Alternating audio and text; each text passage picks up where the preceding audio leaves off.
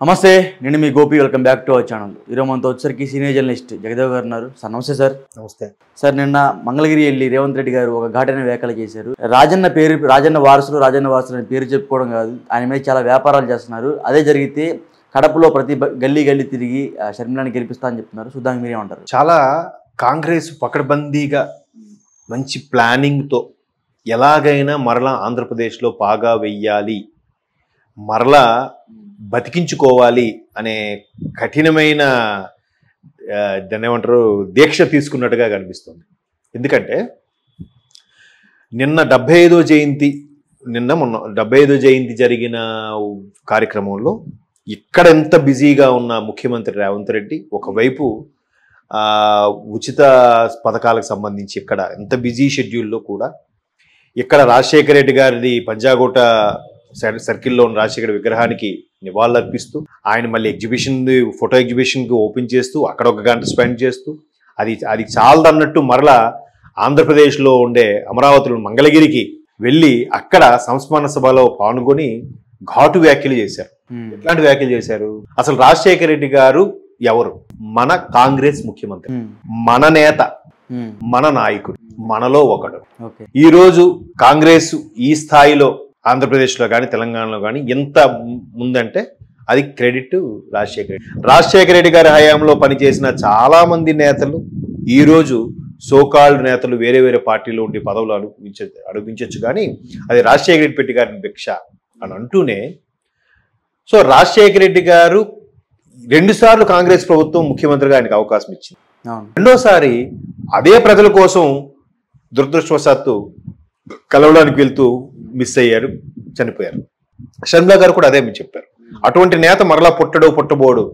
But అటువంటి నేత ఏ party కోసం పనిచేశాడు? కాంగ్రెస్ కోసం పనిచేశాడు. సో ఇప్పుడు మరలా మనం కాంగ్రెస్ కోసం చెయ్యాలి అనే నినాదాన్ని లేవనెత్తారు. అంటే ప్రజలు ఏమంటున్నారంటే ఆమె ఒక ఫ్లిప్పర్ అంటారు. ఫ్లిప్పర్ అంటే ఇటు నుంచి అటు షిఫ్ట్ అవుతారని. అంటే ఏ పార్టీ ఇప్పుడు సపోజ్ తెలంగాణలో ఆమె సొంత పార్టీ ఉంది, నాన్నకి ఎట్లా సపోర్ట్ చేశారు, నాకు అలానే సపోర్ట్ చేయండి, ఈ పార్టీ నాంది, నేను తెలంగాణ పెట్టినాను, ఇక్కడ కొన్ని నినాదాలు చేసి తెలంగాణ ప్రజల్ని కొంచెం దగ్గర ఆకట్టుకున్నారు. మరలా ఇప్పుడు ఇక్కడ కాంగ్రెస్ పార్టీలో ఆ పార్టీ కలిపేశారు. మరలా ఆంధ్రాలో సేమ్ ఇది రొటీన్. నిజమే. అయితే షర్మిలా గారు అంత ఒంటరి పోరాటం చేసినప్పటికీ కూడా ఎవరు ఆమెని సరిగ్గా పట్టించుకున్న దాఖలాలు లేవు. నాకు తెలిసి ఆమెకి అంత ఇది కూడా రాలేదు. బట్ పిసిసి చీఫ్ ఆంధ్రప్రదేశ్కి అయిన తర్వాత ఒక ఇమేజ్, ఒక క్యాడర్ వచ్చింది. దానితో ఆవిడ మొదటి నుంచి చెప్పేది ఏంటి? రాజశేఖర రెడ్డి గారి ఆశయాల కోసమే నేను పనిచేస్తున్నా. రాజశేఖర రెడ్డి గారు ఇప్పుడు ఇదే కాంగ్రెస్ షర్మిలా గారిని ముందే వైఎస్ఆర్ తెలంగాణ పార్టీ పెట్టక ముందే కలుపుకోవచ్చు కదా, కలపలేదే. ఎందుకు పిలవలేదు? అరే ఈవిడికి కూడా ఎంతో కొంత ఇమేజ్ ఉంది కాబట్టి ఈవిడ ద్వారా మరలా మనం ఆంధ్రప్రదేశ్లో మనం మళ్ళీ మొలకెత్తుదాం అనే ఉద్దేశంతో కదా కాంగ్రెస్. అక్కడ కాంగ్రెస్ కూడా మరి ఫ్లిప్పర్ అని అనుకోవచ్చా? చెప్పండి, కాదు కదా.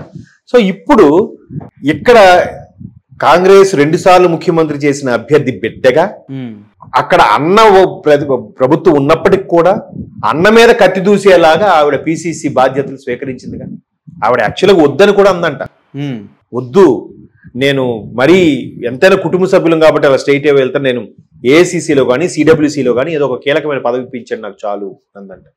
లేదమ్మా మళ్ళీ నీ ద్వారా కాంగ్రెస్ ఇది అవుతుందని చెప్పి రాహుల్ గాంధీ గారు చెప్పడం జరిగింది. దానికి చాలా మంది మేధావులు, రేవంత్ రెడ్డి లాంటి మహామహులు కూడా దాని స్కెచ్ వెనక భాగస్వామి ఉన్నారు. ఎందుకంటే రాజన్న బిడ్డ, తెలుగు వారికి అటువంటి సెంటిమెంట్స్ బాగా వర్కౌట్ అవుతాయని తెలుసు.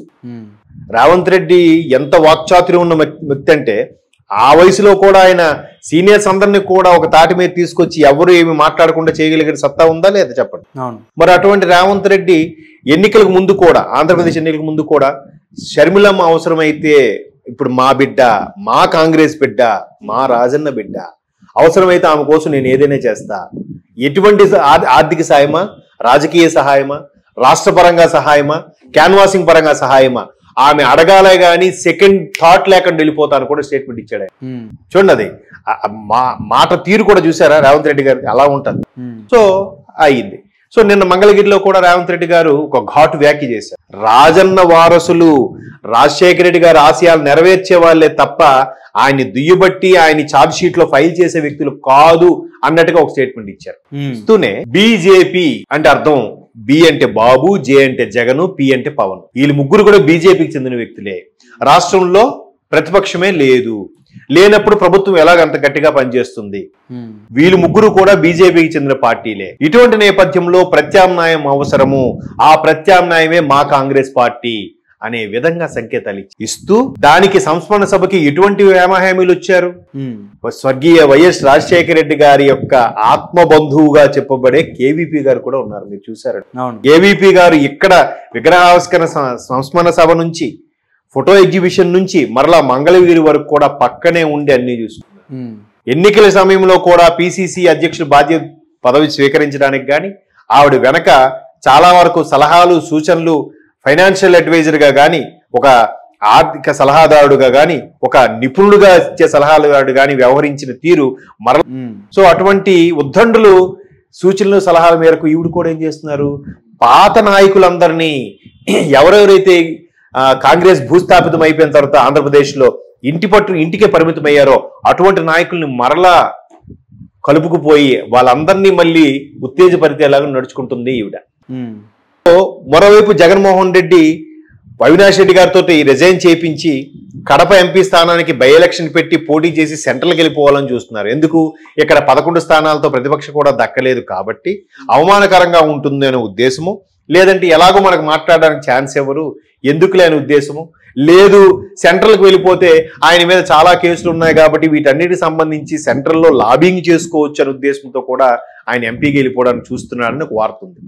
ఆ వార్తను కూడా రేవంత్ రెడ్డి గారు ప్రస్తావించి ఒకవేళ మరలా ఆయన దానికి కానీ రెడీ అయితే గల్లీ గల్లీ తిరిగి రాజశేఖర రెడ్డి గారి అసలైన వారసులు ఎవరో నేను ప్రూవ్ చేసి, నేను ఒప్పించి మా షర్మిలమ్మను గెలిపించుకునే బాధ్యత నేను తీసుకుంటున్నాను.